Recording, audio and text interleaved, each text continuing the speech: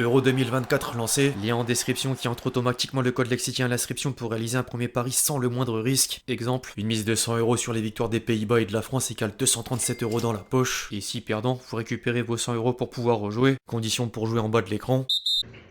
Salut à tous les supporters français, on est arrivé ici en Allemagne, on espère que vous allez venir nombreux. On est prêt à faire quelque chose de bon. Au revoir. Que les choses sérieuses commencent. L'équipe, j'espère que vous allez bien aujourd'hui.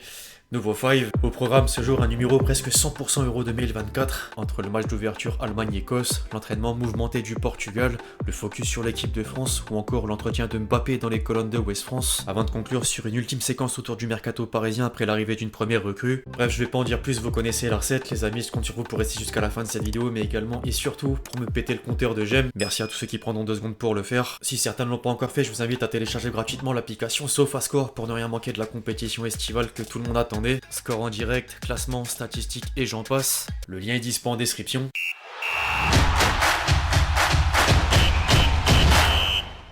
Après plusieurs mois d'attente, le coup d'envoi de l'Euro 2024 vient de retentir. Hier, l'Allemagne a lancé la compétition par un festival devant l'Écosse, et la presse allemande s'enflamme devant le début canon de la Mannschaft, qui aura trouvé le chemin défilé à 5 reprises par 5 buteurs différents. 2 hommes ressortent néanmoins un peu plus que les autres. Le duo Wirtz-Musiala s'est démarqué d'entrée avec un but chacun, et les 2 protagonistes font la une du journal phare qui n'est autre que Bild. Maintenant, c'est parti pour une série de matchs tous les jours jusqu'au terme de la phase de groupe. Petit rappel du calendrier à commencer par aujourd'hui avec un premier choc Espagne-Croatie à 18h. Demain, Pologne-Pays-Bas 15h. Notre équipe de France démarrera lundi à 21h devant l'Autriche. Et le Portugal clôturera la première journée le lendemain même heure face à la République tchèque. En parlant du Portugal, le premier entraînement de la Seleção sur le sol allemand était pour le moins particulier. Plus de 8000 supporters portugais assistaient à l'événement et une dizaine de personnes ont fait irruption sur le terrain pour prendre leurs photos avec Ronaldo, jusqu'à obliger certains membres de l'UEFA à intervenir en plus de la police et d'agents de sécurité pour contenir la foule. Au final, seul un fan sera parvenu à obtenir gain de cause.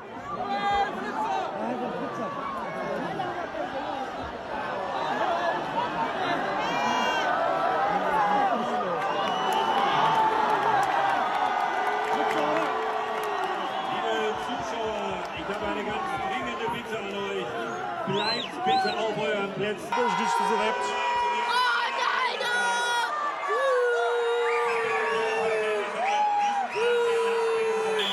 En parallèle, nos Bleus sont quant à eux bien arrivés à leur camp de base. L'équipe de France est installée à Badley Spring dans l'établissement 4 étoiles spécialisé dans le bien-être et le sport, le tout situé à proximité d'une forêt afin de laisser place à un environnement vert et plus calme par rapport au luxe de l'établissement réservé lors de la dernière Coupe du Monde au Qatar. Bon, par contre, le luxe est quand même présent. Sur les 1500 m² d'installation, l'établissement regroupe une belle partie de piscine intérieure, une centaine de chambres, 12 salles de réunion, plusieurs salles de sport ou encore un sport. Les hommes de Deschamps s'entraînent à une dizaine de minutes de leur hôtel dans le stade de Paderborn. En tout cas, le groupe vit plutôt bien.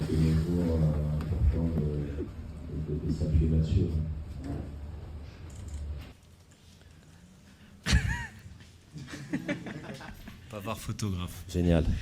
Le groupe vit bien, mais l'arrivée en Allemagne a laissé quelques frayeurs. Au cours de la semaine, plusieurs joueurs et membres du staff des Bleus ont eu des crampes, des maux de tête ou le sentiment d'avoir attrapé froid comme un virus. Les jours sont passés et a priori tout va mieux. Pour ma part, ça va beaucoup mieux. J'ai eu la grippe mardi dernier à Metz. J'avais un peu mal à la gorge et un peu de fièvre aussi. C'est moi qui ai ouvert le bal, mais ça va mieux. Toute l'équipe va beaucoup mieux, à part Kingsley qui est un peu plus malade, mais je pense que ça va aller mieux d'ici 2 jours. Heureusement, seuls 2 éléments ont encore manqué l'entraînement collectif hier. Mbappé s'est entraîné normalement, mais Tchouaméni était encore à part et Coman a plutôt fait la séance avec le préparateur physique après la fameuse rhinopharyngite. RMC observait d'une autre part les choix de Deschamps durant la séance. Le sélectionneur a associé Saliba ou Upamecano et laisse penser que la doublette sera alignée pour le premier match. De toute façon, peu importe le 11, que ce soit titulaire ou remplaçant, chacun doit être prêt et Pavard le faisait bien comprendre sur le ton de l'humour en conférence de presse. Actuellement, je suis plutôt sur le banc côté gauche, je m'adapte à ce que le coach me demande, on verra, je suis prêt physiquement, mentalement, je suis prêt à tout.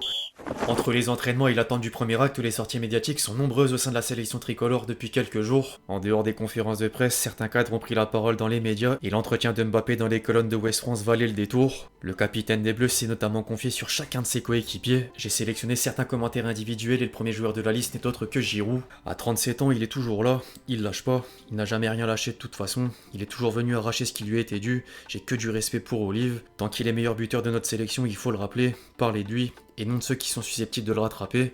À nous de lui faire honneur.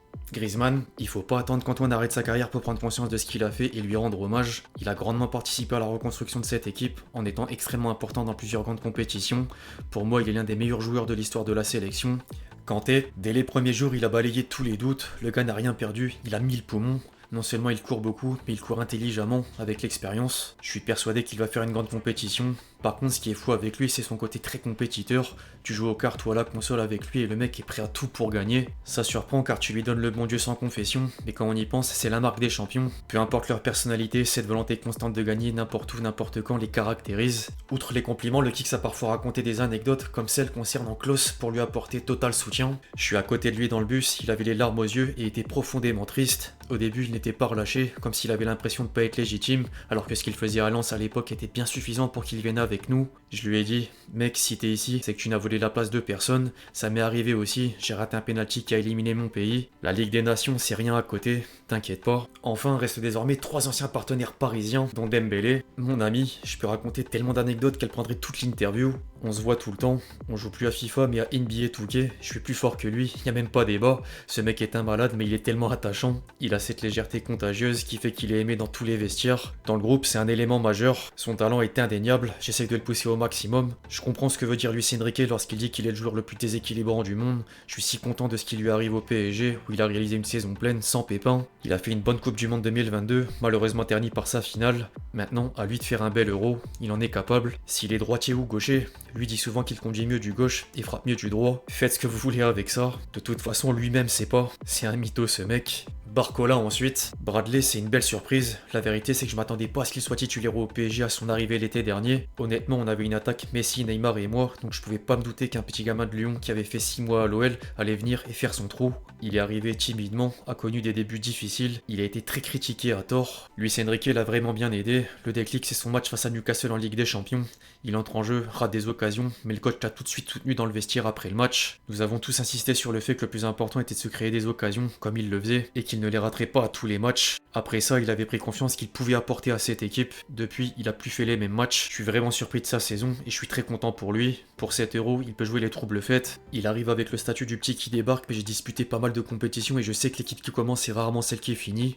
Et le dernier pour la route, Kolo Muani. Son face-à-face manqué avec Martinez, on n'en parle pas, ça doit être assez difficile pour lui déjà, j'ai pas à lui en reparler. On a tous ces moments qu'on regrette dans notre carrière, ça fait partie de l'histoire et c'est pas à cause de lui qu'on n'a pas gagné, c'est notre faute à tous. On s'est mis dans le pétrin en perdant 2-0. Le début de carrière de Randall est composé de grands bons successifs. La Coupe du Monde 2022 a changé sa vie. Il venait de quitter Nantes pour Francfort où il avait un début de carrière honorable, mais pas de haut niveau comme aujourd'hui. Attention, à Nantes il était déjà très fort. Pour bien connaître la Ligue 1, les déplacements à la Beaujoire sont toujours compliqués, mais sa saison à Francfort l'a fait basculer dans un premier temps. Randall c'est un poteau, notre relation est top, encore plus maintenant qu'on a partagé une année à Paris où il a encore changé de dimension. On a passé la saison ensemble, j'ai essayé de l'intégrer du mieux possible, de lui expliquer le contexte parisien. Il a vécu une saison difficile, mais je suis sûr que s'il bosse comme il doit bosser, rien lâcher, il peut réussir à Paris. En parlant de Paris, une première recrue vient de débarquer au sein de la capitale française. Le PSG a annoncé la signature de Safonov qui s'est engagé jusqu'en 2029. Le gardien russe aurait coûté un peu plus de 15 millions d'euros et arrive en doublure de Donnarumma même si Luis Enrique aurait exclu le système de hiérarchie. En parallèle, l'entraîneur parisien a une nouvelle priorité en la personne de Joao Neves. Les quotidiens portugais ont repris la même propagande que pour Gonçalo Ramos un an en arrière et expliquent que Benfica pense que le PSG va effectuer une offre très importante dans les prochains jours. Le club lisboète réclame néanmoins une somme proche de 100 millions d'euros. Affaire à suivre. Bref, l'équipe c'est tout pour le 5 du jour, j'espère vraiment qu'il vous a plu, je compte sur vous si c'est le cas pour lâcher votre meilleur j'aime, comme d'habitude. N'hésitez pas à réagir dans les commentaires sur tous les sujets qu'on a pu aborder aujourd'hui, puis d'ici là on se retrouve très vite sur la chaîne pour de nouvelles vidéos, c'était Lexi. Ciao ciao.